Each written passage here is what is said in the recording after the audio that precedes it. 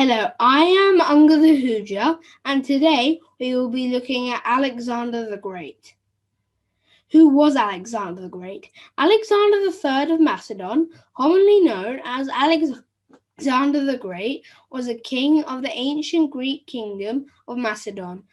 He was part of the Argead dynasty, born in Pella in 356 BC. He succeeded his father, King Philip II, at the age of 20 in 332 BCE and conducted a lengthy military campaign throughout Western Asia and Northeastern Africa. By the age of 30, he had created one of the largest empires in history. Stretching from Greece to northwestern India, he was undefeated in battle and is widely considered one of history's most successful military commanders. He was he was pre- he succeeded Darius III as Shehinshah of Persia and Pharaoh of Egypt, and is also Lord of Asia. The youth of Alexander. Alexander was tutored by the famous tutor Aristotle until the age of 16. His father Philip was assassinated in 336 BC at his sister's wedding. Alexander assumed the throne to the kingdom of Macedon. After sacking the city of Thebes, Alexander was awarded the generalship of Greece. Now we are going to look at one of the famous battles that Alexander fought. The Battle of Issus was fought near in southern Anatolia.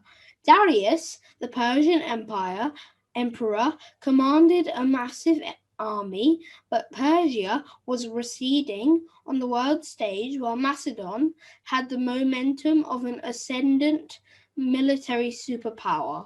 Alexander had his first battle against Darius and his Persian army near the coastal city of Issus. Alexander led the charge, crossed the river, shattering the Persian left wing before turning against the Greek mercenaries who formed the Persian center. Darius escaped, where his family was captured, including his wife, his mother, and his two daughters. And this was another battle by Alexander against the Persians. The Macedonian army was unable to capture the city, which was a strategic coastal base on the Mediterranean Sea, through conventional means because it was on an island and had walls right up to the sea.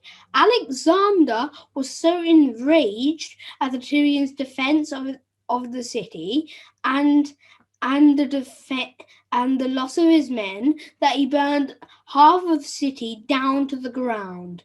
Alexander responded to this problem by first blockading and besieging Tyre for 7 months and then building a causeway that allowed him to breach the fortifications. 8,000 Tyrian civilians were massacred after the city fell. The Battle of Arbella, also known as the Battle of Gaugamela, this was the second and final battle between Alexander and Darius. Alexander's army was heavily outnumbered, but yet emerged victorious due to the employment of superior tactics and the clever usage of light infantry forces. The Battle of High Daspies. This was a battle with King Porus of the Paurva kingdom in 326 BCE on the banks of the river Jhelum in Pakistani Punjab, known to ancient Greeks as High Daspies. Alexander's decision to cross the monsoon-swollen river, despite close Indian surveillance, in order to catch Porus's army in the flank, had been referred to one of his masterpieces. It was one of the costliest battles fought by Alexander. The fierce resistance put up by Porus and his men won the respect of Alexander, who after the battle asked Porus to become one of his satraps. The death of Alexander. After the Battle of Daspies, Alexander's homesick troops moved back to Babylon, where he spent the last few years of his life. In June 323 BCE, Alexander died in Babylon. These are the generals that inherited Alexander's land. Seleucus. He inherited the area stretching East Asia Minor and Afghanistan. Ptolemy. He inherited the land between Cyrenaica, modern Libya and Tunisia, and Cyprus. Lysimachus. He inherited the land between Thrace and Trebizond and West Asia Minor. Cassander. He inherited Pella to Greece. There was another general, Antigonus, but his land was conquered and split by Seleucus and Lysimachus.